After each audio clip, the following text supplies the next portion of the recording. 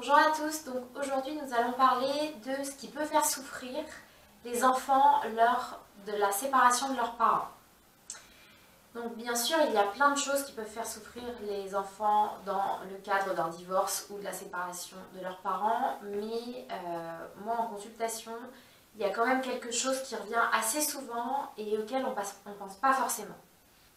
Souvent ils vont souffrir de la souffrance d'un de leurs parents. Souvent, dans un divorce ou dans une séparation, il y a un des deux parents qui souffre plus que l'autre, d'accord ? Celui qui s'est fait quitter, celui qui s'est fait tromper, etc. Et du coup, ça, bien sûr, la plupart du temps, l'enfant le perçoit.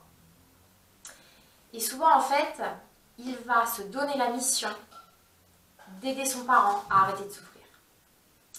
Et ça, c'est un problème, parce qu'un enfant, il a d'autres choses à penser que toute la journée, comment je vais faire pour faire que papa arrête de pleurer.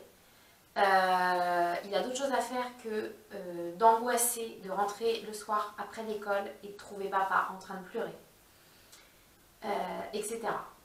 Donc, ce qui va être important, à mon sens, à ce moment-là, ça va être de dire à l'enfant que la tristesse de son parent est normale.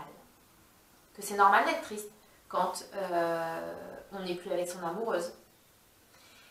Et qu'il n'y a pas forcément besoin de faire taire cette tristesse. C'est normal qu'elle prenne un moment pour pleurer cette tristesse. Qu'il n'est pour rien dans la tristesse de son parent. Qu'elle est normale. Et qu'il ne peut rien faire pour qu'elle arrête d'être là. Parce que sinon, en fait, un enfant, il peut développer une mauvaise estime de lui. De ne pas réussir. Par exemple, de ne pas être à la hauteur. Parce qu'il ne réussit pas à faire que son parent arrête d'être triste. Ou il peut se dire qu'il n'est pas suffisant pour remplir le cœur de son parent de joie. Alors que bien sûr, ce n'est pas le cas. Donc pour éviter ça, en gros, vous lui enlevez cette mission-là en fait. Vous lui dites, cette mission-là n'est pas pour toi. Tu n'as pas à faire que ton parent arrête d'être triste. Et en plus, tu ne peux pas le faire. C'est triste, mais c'est comme ça. Et du coup, ça évitera beaucoup de choses. Ça évitera beaucoup de préoccupations pour l'enfant et ça évitera qu'il développe une mauvaise estime de lui par rapport à ça ou qu'il souffre profondément de la souffrance de son parent en fait. Si l'enfant il comprend que sa tristesse elle est normale, la tristesse de son parent est normale et qu'elle a besoin de pleurer et qu'on l'aide à se rendre compte que la tristesse en soi n'est pas un problème, et bien du coup il ne va pas se mettre martel en tête de régler ce problème puisque ça n'en est pas un. Voilà ce que je voulais vous dire pour aujourd'hui, je vous dis à bientôt.